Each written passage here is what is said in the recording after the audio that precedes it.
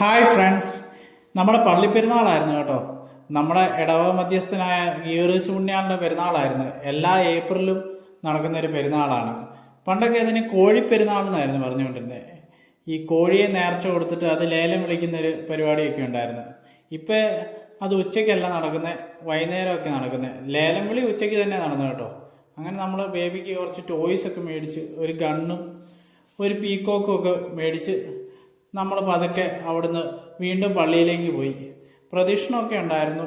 എല്ലാം വൈകുന്നേരമായിരുന്നു. പള്ളിയൊക്കെ നന്നായിട്ട് അലങ്കരിച്ചിട്ടുണ്ടായിരുന്നു കേട്ടോ. ഇടവക്കാരെല്ലാവരും കൂടെ ചേർന്ന് നടത്തുന്നൊരു പെരുന്നാളായിരുന്നു.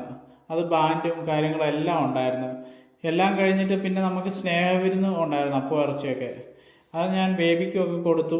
അമ്മച്ചിയൊക്കെ കഴിച്ച് കഴിഞ്ഞ് ആ ഓഡിറ്റോറിയത്തിൽ തന്നെ കുറച്ച് ഞാൻ ബേബി കളിക്കുകയൊക്കെ ചെയ്ത്. ആ മേടിച്ച തോക്കൊക്കെ പൊട്ടിച്ച് കളിച്ച് പിന്നെ നമ്മൾ ചെന്ന് നേർച്ചയൊക്കെ ഇട്ടു. നേർച്ചയിടാൻ രൂപങ്ങളൊക്കെ നമുക്കിങ്ങനെ നിരന്നിരിക്കുന്നുണ്ടായിരിക്കും എഴുന്നള്ളിപ്പൊക്കെ കഴിഞ്ഞ്. അപ്പോൾ അതിൽ നേർച്ചയൊക്കെ ഇട്ട് പള്ളിയിലുള്ളവരോടൊക്കെ വർത്തമാനം പറഞ്ഞ് പതുക്കെ അവിടുന്ന് ഇറങ്ങി. അങ്ങനെ ഈ വർഷത്തെ ഗീവറീസ് പുണ്യാളിൻ്റെ പെരുന്നാളൊക്കെ കഴിഞ്ഞു. എല്ലാം നന്നായിരുന്നു. ബായ്.